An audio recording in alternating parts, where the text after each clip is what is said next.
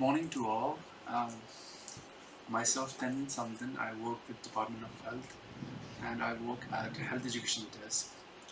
Today we have with us Dr. Bianca Maria, who has a PhD in nutrition, and Dr. Bianca Maria was born in Germany. She is the president of the board of trustees of Snowland Children Foundation, and she has a doctorate in nutrition from universities in Canada and Munich. She has more than 35 years of experience in the scientific field of child nutrition for the company Nestle in Germany and abroad. She had also conducted studies on this topic herself and has spent 5 years in Australia, where she was responsible for the scientific supervision of 8 countries in Southeast Asia.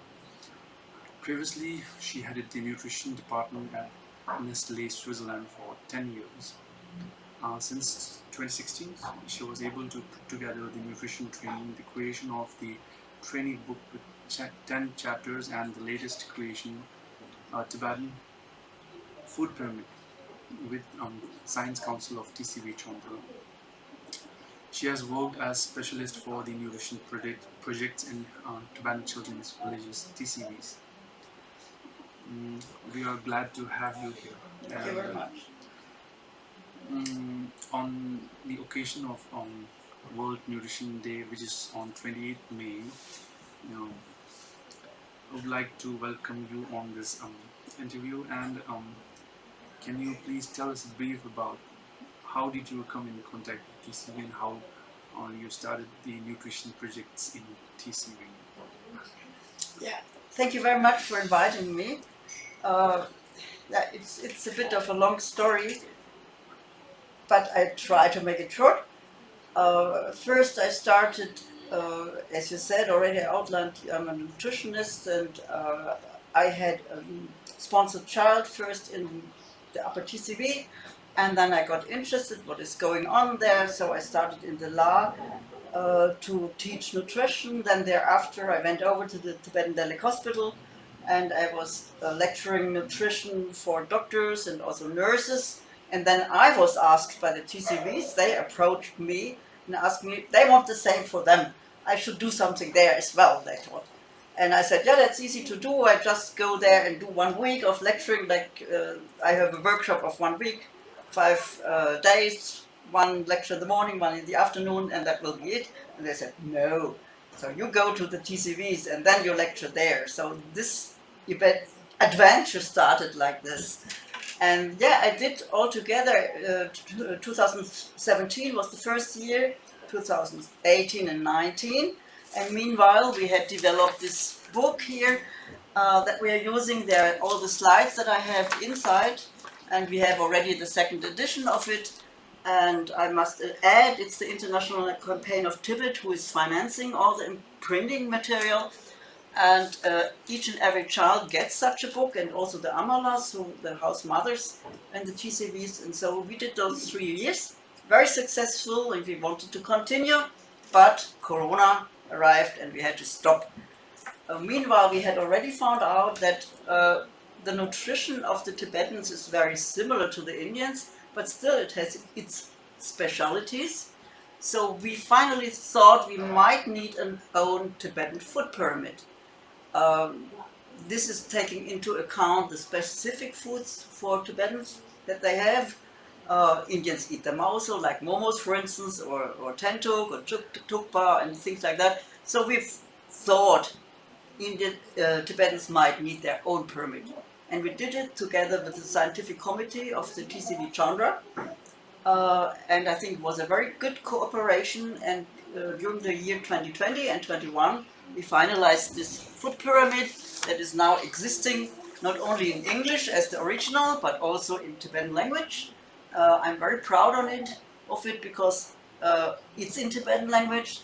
It's not my fault, so I didn't do it. Again, it was the TCV Chandra who did it, and I hope it's everything. Well, I'm sure everything is correct. So we have it now in 3 languages: in English original and in Tibetan language. And I have a German translation for our German-speaking countries. So that's what we have done so far. Okay, now Thank you for taking this initiative to create a food pyramid, which is customized for Tibetans, considering the Tibetan eating habits and their taste buds, I would say. And can you can you speak about the Tibetan staple food tsampa? What do you think? What do you have to comment about tsampa? Oh, don't ask me. You're running into open doors. My favorite food, samba, is really your superfood. And I analyzed it, and I'm very proud also to say that we will have a presentation on it at the IATS, so the International Association of Tibetan Studies, in July, beginning of July in Prague. So we'll have a presentation with the title Tsampa, the Tibetan Superfood. And it's really true. If you look into the composition of tsampa, I mean, tsampa is roasted barley, and as such, it has very, very important ingredients. Not only very important minerals like calcium and a high quality protein, but it also has what we call long lasting energy. So your energy level goes slowly up, stays, and goes slowly down. It's not like taking a soft drink, it goes up like this, it goes down like this. So you have a peak, being very active, and then you fall down a lot. So this happens with those fast energy products, like also the fast food. But Zampa is a long-lasting energy, and in Europe we even have Zampa sport bars, Zampa muesli, Zampa energy bars, and all that stuff. And it's getting more and more in favor in Europe as well. So you should keep your Zampa as one of the best foods. And another ingredient you find in Zampa is what we call beta-glucan. It's a special substance that binds in your intestine to cholesterol, and then together with the cholesterol it's excreted. So your body gets rid of this cholesterol. So in Europe, for instance, there are products on the market that have a claim reduces your blood level of cholesterol. So it's really a superfood that you should use as much as you can and as often as you can. And you can also use it not only in the traditional way, you can use it, as I said, as a muesli. You can even mix it with some tofu or soy and Smoothie. smoothie. You could make a smoothie out of, sure enough, you can make it with vegetable or also with fruits. You can make a banana smoothie with tsampa, absolutely possible. I take, for instance, at breakfast, I take a tsampa porridge with banana. I love it for breakfast. So there are huge varieties possible. You just have to be a bit inventive to have that. And just to add, what we also have done with this pyramid, we also have now a brochure.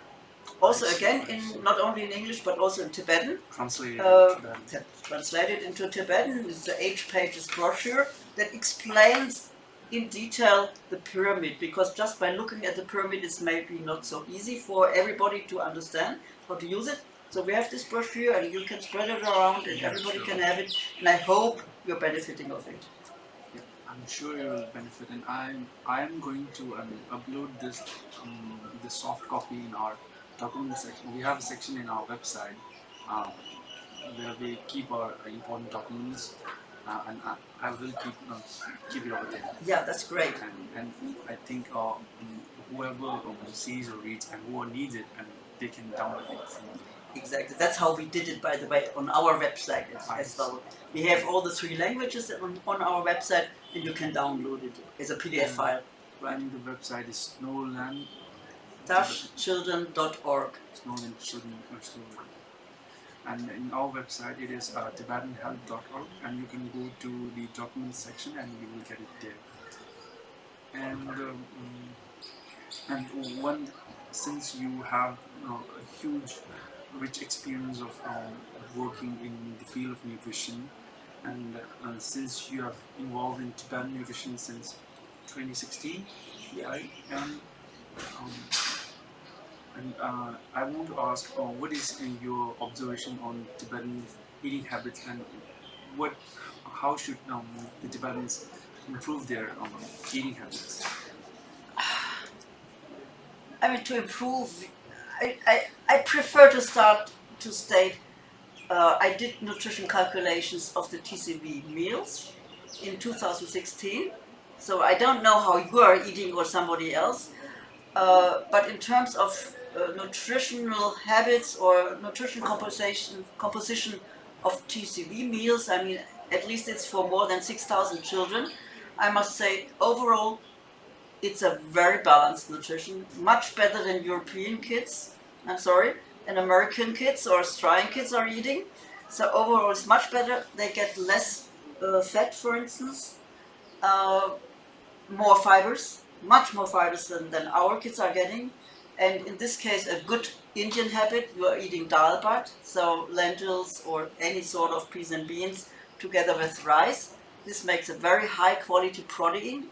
So you can learn from the Indians for a vegetarian nutrition. So this is something you really can learn from them. So yeah, it's a very balanced nutrition. The only thing is maybe make sure if you're eating, I don't know, some Tibetans are eating vegetarian food, so then you make sure you get enough protein. So this is something you can learn from the Indians.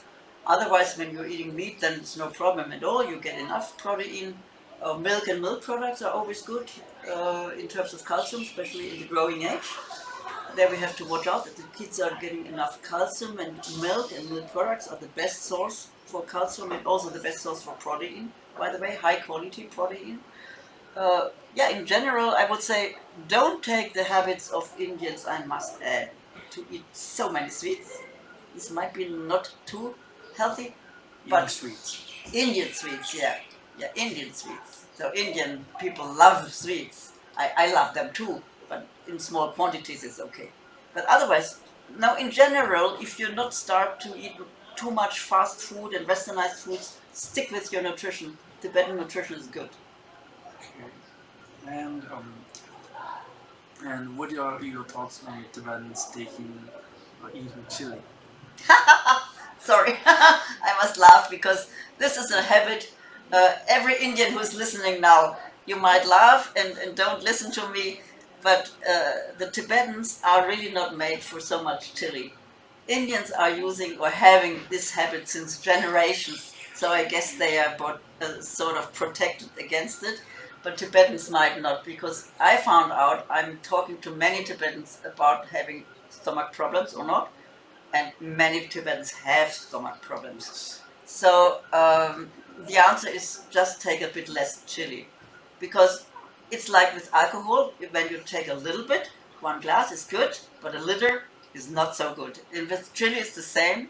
Take a little bit is good because your digestive enzymes are poured out on a higher amount. So just a little, tiny little bit, not like your whole face is burning. When I try it. But don't put 3 spoonfuls of chili on your momo, for instance. This is not so good. I think most of the Tibetans will have to take this message. Yeah, I guess so. Yeah, what I see, I would And- say reduce it a little bit. And including myself. I guess. Yeah, That's something. yeah. And in, looking at your brochure and the book which you have made specifically for teaching to the TCV staff, and Mhm. I noticed that you have written very good takeaway messages from each of your chapters, and I think, and I would like to know what would you want people to, or the Tibetans to take away some messages for having handy decision-making choices. Yeah. So this is the chapter 8 actually of our book. So chapter 8 is food pyramid, balanced nutrition, intelligent combinations of food proteins, and there the take-home message is, I must repeat myself, is please don't give up the habit of eating tsampa. Tsampa is really the best product you have, and it's not just saying it, it's really a superfood in terms of composition, and the youngsters don't have actually to eat or drink it like traditionally with butter tea and salt, maybe even a lot of salt. So salt is something you should a bit reduce as well. So if you like it like this, you can do it. Like your parents or grandparents, they should, I'm sure they still like it like this. But somehow you can eat it, as I said, in such many ways, and it's really the Yes. best food you have. So this is take home message number one. Take home message number two would be please keep your balanced nutrition that you have. Don't start to increase your fat consumption like the Europeans and Americans are doing it when they're eating too much fast food or going over to fast food. All those westernized foods, they're not traditionally based. If you calculate traditional combination of foods, like traditional Tibetan food or even traditional Swiss food or Bavarian food or Austrian food, then you always find out it's a balanced nutrition. Our ancestors did not know why. It was trial error. They found out that the people are thriving better on their foods and are staying healthier. So you will always be on the good side if you stick to the traditional nutrition, with one exception, not too much salt, because you're living not any longer in Tibet, you're living in the heats here. So everywhere, everybody's eating a bit too much salt, so this is also something you could reduce, but otherwise it's fine. Um, yeah, and maybe a last take-home message, no, maybe, yeah, the third take-home message I would say, if you look into vegetables, Mm-hmm. uh, that is very important in nutrition. And there, it's a very easy rule. Eat as colorful as possible. Then you make sure you get all the minerals and trace elements and vitamins. You don't have to learn it and look it up in a complicated way. If you're making sure it's colorful, then you're on the right side, in any case. And the last wish, if I can say that, is especially concerning the kids, but also sometimes people behind the TV. Um, those sweets, the top of the pyramid, is something you should, or not only sweet, it's also salty, like chips. Everybody loves chips here. If I look in the stores, so pleasure with measure, we say.